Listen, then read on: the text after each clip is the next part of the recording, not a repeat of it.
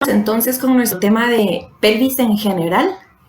Cuando hablamos de la pelvis en general, estamos hablando de el hueso coxal.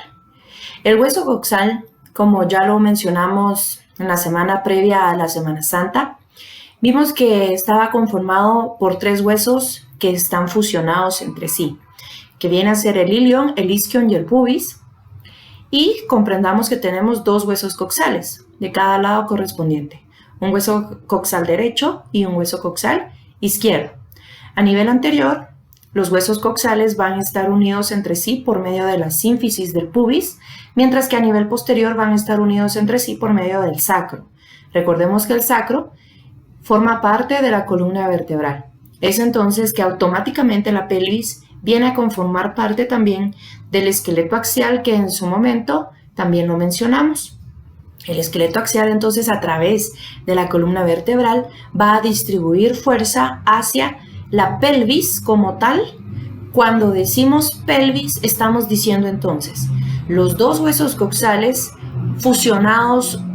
articulados entre sí por medio de la sínfisis pubiana a nivel anterior y a nivel posterior por medio del sacro a través de la articulación sacroilíaca derecha, sacroilíaca izquierda.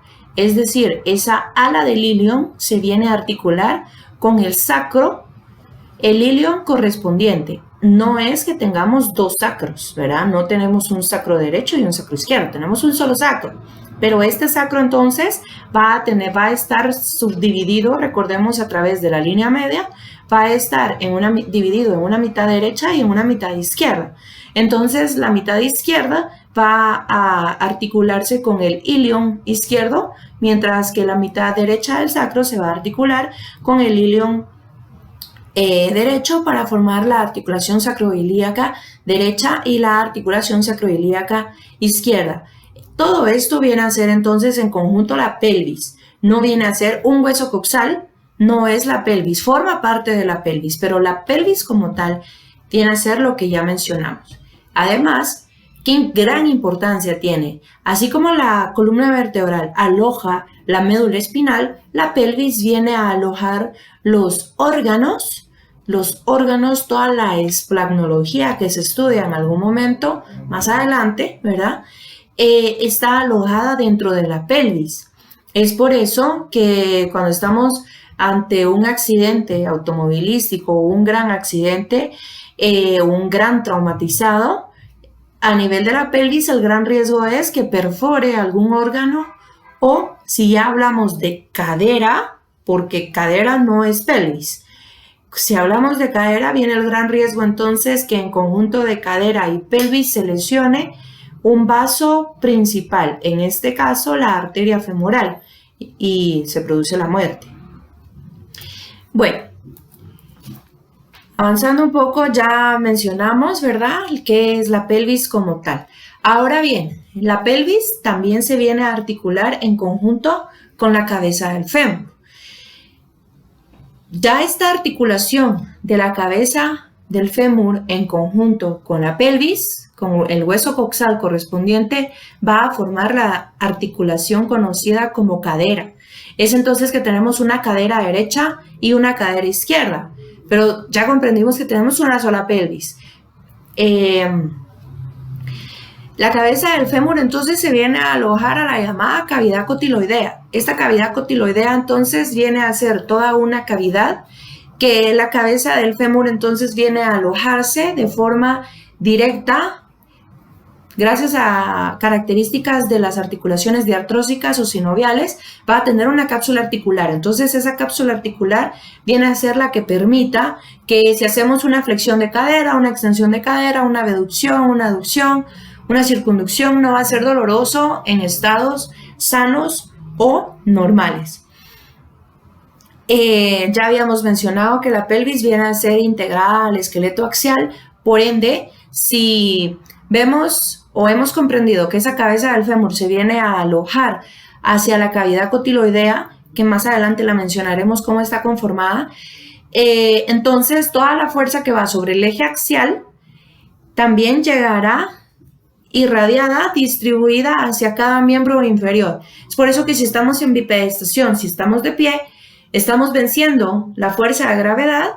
Gracias al esqueleto axial es que podemos estar entonces en bipedestación, podemos tener ese sostén que nos da el sistema esquelético, pero esa fuerza de gravedad llegará y se disuelve a nivel de la vértebra lumbar número 5, porque viene ahí a ser ese centro de gravedad. Este centro de gravedad, anatómicamente hablando, está ubicado a nivel de L5, S1 y a nivel medio del sacro.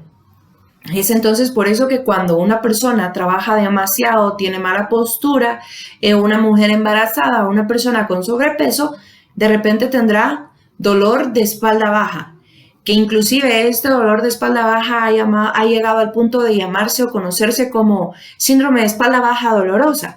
El síndrome de espalda baja dolorosa puede estar causado por diferentes situaciones. Problemas biomecánicos en donde ese sistema de distribución de fuerzas está fallando, pero ahí ya estamos hablando de un problema de cadenas musculares, o puede ser por una causa propiamente por una enfermedad degenerativa a nivel de disco intervertebral, a nivel de facetas articulares, o puede ser propiamente como tal por una hernia discal intervertebral. Entonces, este síndrome de espalda baja dolorosa ¿por qué lo estamos mencionando? Porque si alguna de esta estructura anatómica falla, su función biomecánica, es decir, esa distribución de fuerza falla, en algún momento nos dará algún cuadro sintomatológico o algún cuadro clínico como tal.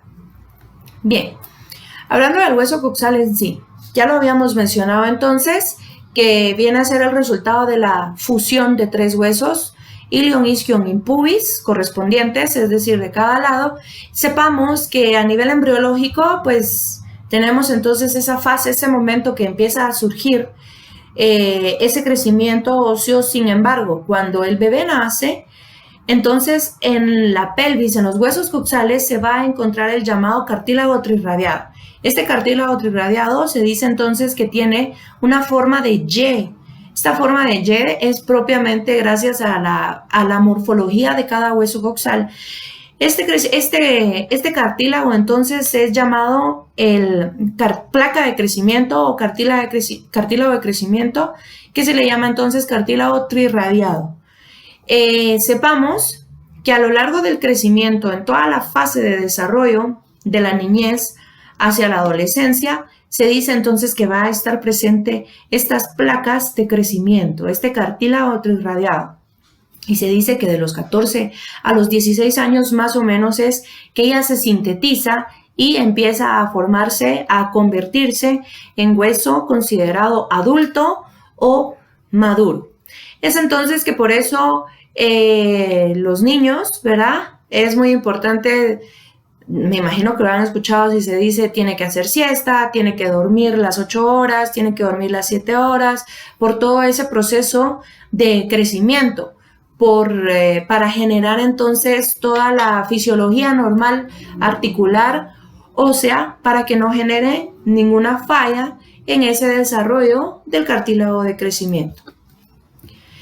Hablando del hueso coxal como tal, también se dice que en conjunto, es decir, el ilion, el isquion y el pubis correspondiente, va a tener una forma cuadrangular, por ende, se considera que tiene 2 caras y 4 bordes. Sepamos que estos huesos son huesos considerados planos. Bien. Hablando del hueso coxal como tal, sepamos que vamos a tener características propias, características específicas que tenemos que reconocerlas. Hablamos entonces primero que tenemos una ala flabelliforme. Esta ala flabelliforme, ¿por qué flabelliforme? Porque está diciendo entonces que tiene una forma de ala, ¿sí? Es decir, ala aplanada. Entonces, que pertenece esta ala flabelliforme propiamente al ilion. Entonces vienen a ser las alas del ilion. Justo debajo de cada ala entonces encontraremos el Yo les mencioné en algún momento la cavidad cotiloidea, pero también lo conocemos como acetábulo. Entonces tenemos las alas del ilion, luego tenemos el acetábulo. Sepamos que el acetábulo está conformado por los 3 huesos como tal, que más adelante lo mencionaremos de forma específica. El acetábulo entonces es cupuliforme, es decir, que tiene forma de cúpula, ¿sí? Es hondo porque tiene que ser una cavidad, porque es una diartrosis, ¿verdad? Dentro de la diartrosis o sinovial pertenece a la subclasificación enartrosis, porque la enartrosis entonces está caracterizada por ser una cavidad con una cabeza en forma de circunferencia. Bien, sepamos que dentro del acetábulo vamos a encontrar entonces el agujero obturador, para que el agujero obturador permite entonces el ingreso de paquete Van que viene de la cabeza femoral para permitir esa formación, ese crecimiento de la cadera. Sepamos que este acetábulo va a estar cubierto por una membrana obturatriz. Esta membrana obturatriz hace que no tengamos dolor, ¿sí? Que no tengamos dolor a nivel articular, específicamente de la articulación de la cadera. Bien, ahora hablando un poco del ilion como tal. Sepamos que en el ilion vamos a encontrar a nivel posterior, en la superficie externa, vamos a encontrar las líneas glúteas posteriores. Estas líneas, ¿por qué se llaman línea glútea? Porque va a permitir que se deslice, que se aloje el músculo glúteo. Por eso es que se llama línea glútea posterior. También tenemos una anterior y una inferior. ¿Por qué? Porque tenemos, que eso es anatomía 2, tenemos 3 músculos glúteos de cada lado. El glúteo mayor, el glúteo medio y el glúteo menor. Es por eso que vamos a encontrar en el ala del ilion, vamos a encontrar estas 3 superficies. Bien. Luego vamos a encontrar en el extremo más anterior del ilion, vamos a encontrar la espina ilíaca anterosuperior. Sepamos que la espina ilíaca anterosuperior va a ser el huesito, si nosotros nos tocamos la cintura, va a ser el huesito que palpamos a nivel anterior. Ese huesito, para las personas que han visto cómo inyectan, o si alguien inyecta, lo primero que vamos a buscar de referencia va a ser el huesito a nivel anterior, que ese se corresponde entonces con la espina ilíaca anterosuperior del ilion, y entonces ya con el pulgar se va a buscar la espina ilíaca posterosuperior, y ya después eso nos sirve de referencia para encontrar el punto específico para poder inyectar. Ok. Luego, eso fue a nivel de la cara externa y a nivel posterior. Ahora hablando de la cara interna del ilion, vamos a decir que tenemos 2 superficies. En las 2 superficies vamos a tener una superficie a nivel anterior y una superficie a nivel posterior, que esto ya lo habíamos mencionado, solo que ahora lo estamos detallando. A nivel superior, entonces, vamos a encontrar la llamada fosa ilíaca. Esta fosa ilíaca se llama así entonces porque permite que se aloje, que pase por ahí el músculo llamado músculo ilíaco. Y luego a nivel posterior vamos a tener a nivel posterior de la cara interna del ilion, vamos a encontrar entonces esa superficie articular para que permita la unión con el sacro del lado correspondiente, para formar entonces la articulación sacroilíaca derecha, la articulación sacroilíaca izquierda. Bien, sepamos que a nivel de estas articulaciones vamos a encontrar ligamentos sacroilíacos. Estos ligamentos sacroilíacos son importantes porque van a trabajar en conjunto con la llamada cola de caballo. Esta cola de caballo viene a hacer todo ese remanente neurológico de la médula espinal, ¿sí? Entonces trabajan en conjunto para distribuir fuerza, para hacer esa sinapsis, es decir, esa unión mioeléctrica para permitir la funcionalidad, en este caso, de miembros inferiores.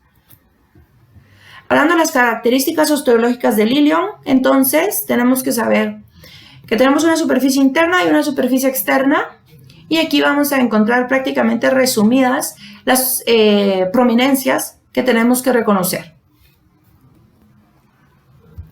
Ahora hablando un poco del isquion. Sepamos que en el isquion vamos a encontrar entonces la llamada espina ciática, ¿sí? Esta espina ciática, ¿por qué se llama espina ciática? Porque tiene un contacto directo con el nervio ciático. El nervio ciático pertenece al plexo lumbosacro, que pertenece entonces a la médula espinal, pero la médula espinal, que es parte del sistema nervioso central, permitirá la ramificación. Esa ramificación, según áreas, van a ser consideradas plexos. A nivel superior vamos a encontrar el plexo cervical, luego vamos a encontrar el plexo braquial, vamos a encontrar el plexo solar, vamos a encontrar el plexo lumbosacro.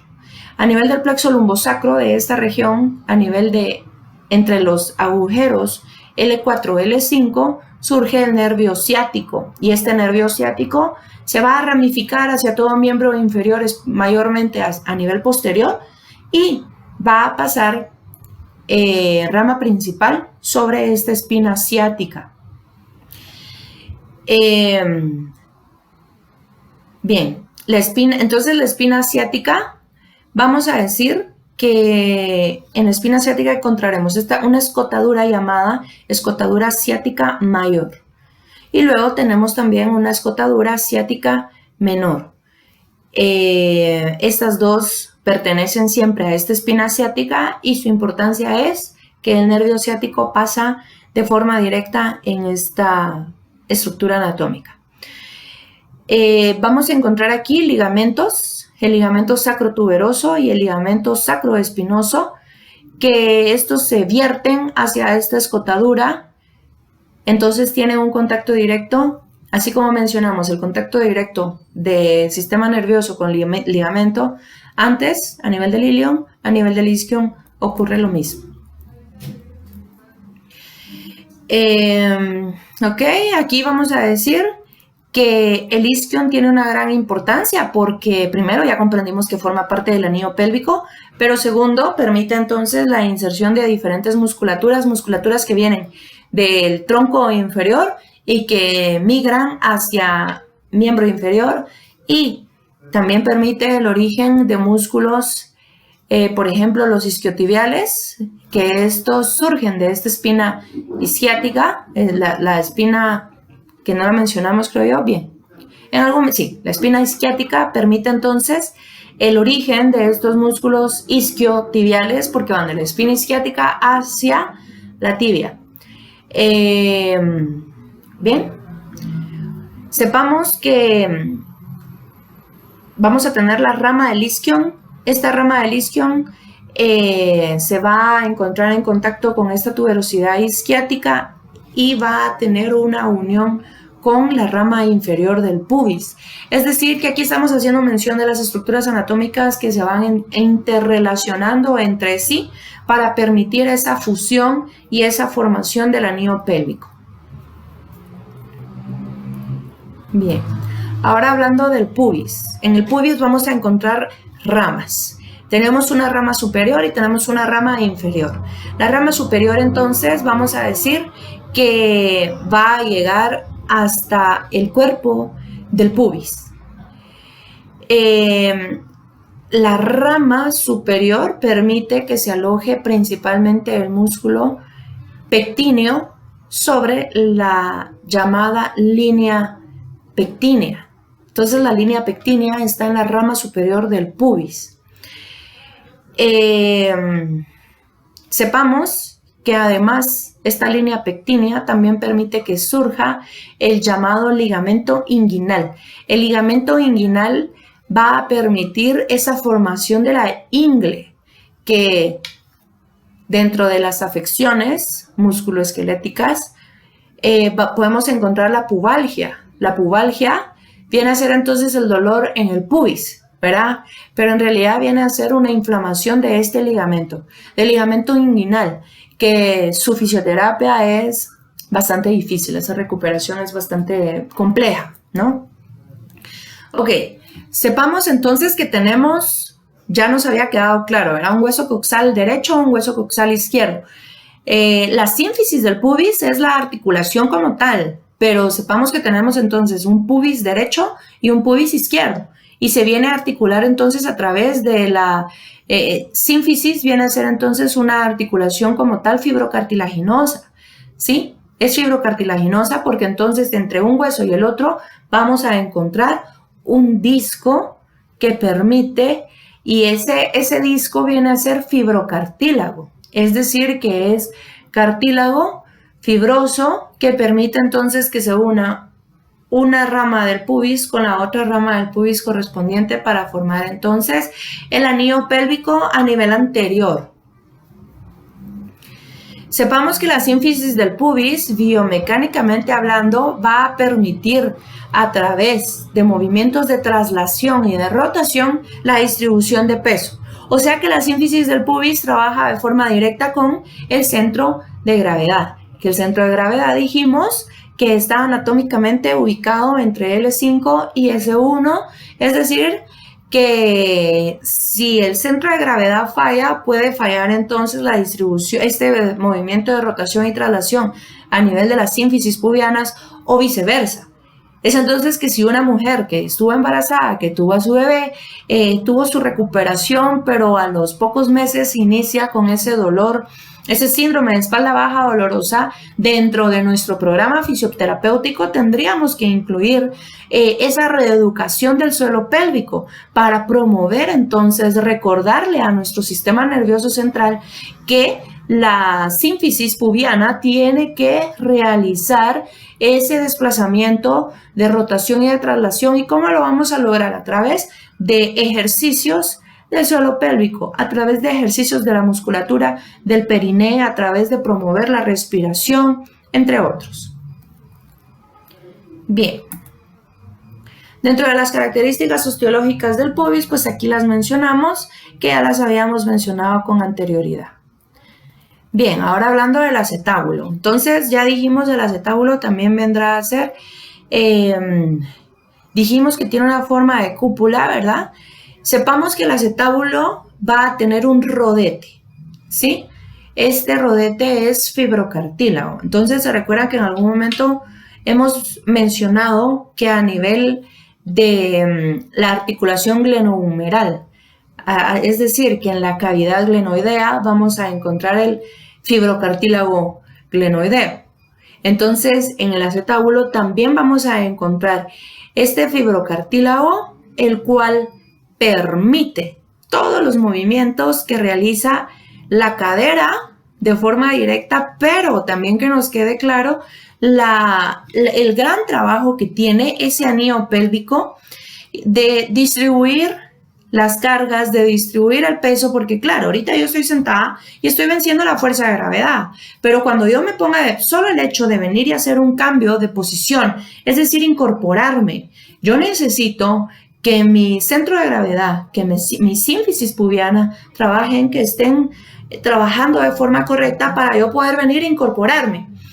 No se dirá si de todos modos estoy venciendo la fuerza de gravedad, pero durante la ambulación, durante la marcha, yo camino, entonces yo estoy llevando fuerza que estoy ejerciendo durante el ciclo de la marcha. Entonces, en cada paso que yo estoy haciendo, yo estoy generando un golpe. Ese golpe va a generar una fuerza y esa fuerza va a ser distribuida a lo largo de todo el esqueleto del miembro inferior y va a llegar hasta el centro de gravedad. Es decir, que entonces el centro de gravedad, ese anillo pélvico en conjunto, va a recibir tanto la fuerza de gravedad como la fuerza que estoy haciendo al momento de la marcha, al momento de que no esté acostada, es decir, que no esté en un plano horizontal. Todo el tiempo, entonces, ese anillo pélvico está trabajando, ¿sí? ¿Y qué sucede entonces si tenemos presión en exceso? Empecemos desde una mujer que está embarazada. Pero ¿qué sucede en una persona que tiene sobrepeso? En una persona que tiene un abdomen prominente, o en una persona, un atleta de alto rendimiento o un atleta de fin de semana, en donde la biomecánica ha empezado a fallar. Es decir, la distribución de esas fuerzas por medio de las cadenas musculares ha empezado a fallar. Entonces va a empezar a generar lo que ya habíamos mencionado a un inicio, este síndrome de espalda baja dolorosa. El acetábulo, entonces, tiene también la gran función no solo de permitir esa formación de la articulación de la cadera o coxofemoral, número 1, número 2, va a permitir también esa distribución de carga de peso tanto a nivel superior como a nivel inferior o céfalo-caudal. Y número 3, va a permitir que los movimientos de miembros inferiores no sean dolorosos. El acetábulo, entonces, ya habíamos mencionado también que está conformado por los 3 huesos como tal. Decimos entonces que el 80% está conformado por el ilion y por el isquion, y que el 20% está conformado por el pubis. Bien, este fibrocartílago entonces también se lo conoce como rodete acetabular.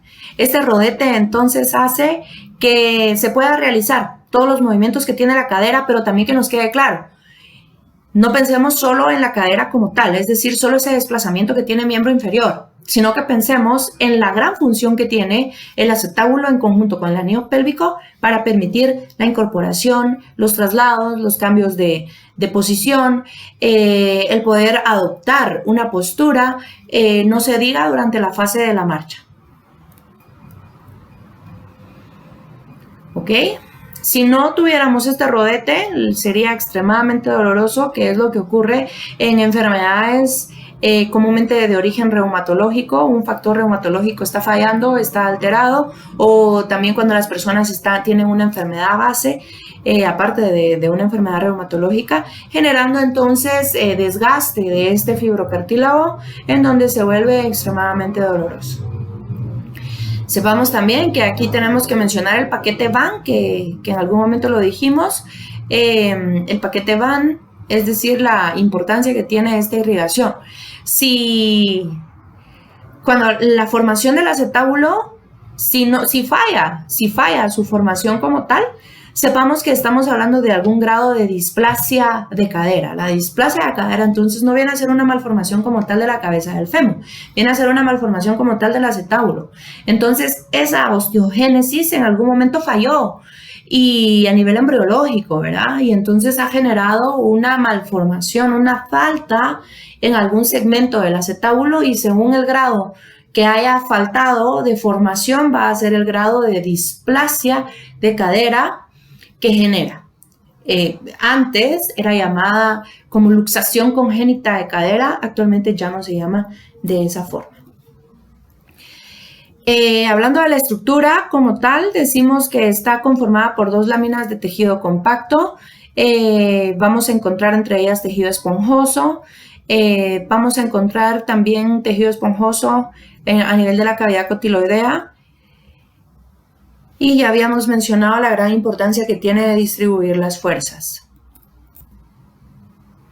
Hablando de la osificación, decimos que aquí hablamos de 3 centros primitivos de osificación.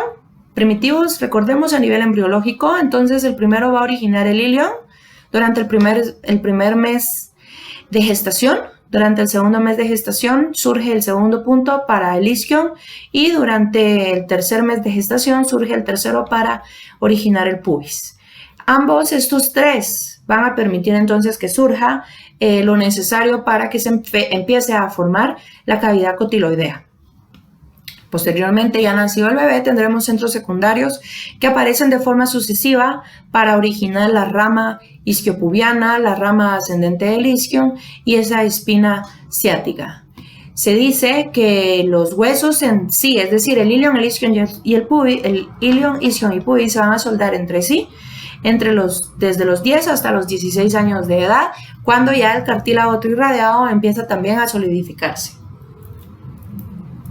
Y aquí podemos ver entonces imágenes en donde podemos encontrar, este es un hueso coxal, ¿verdad? Aquí no tenemos el anillo pélvico, aquí tenemos un hueso coxal como tal.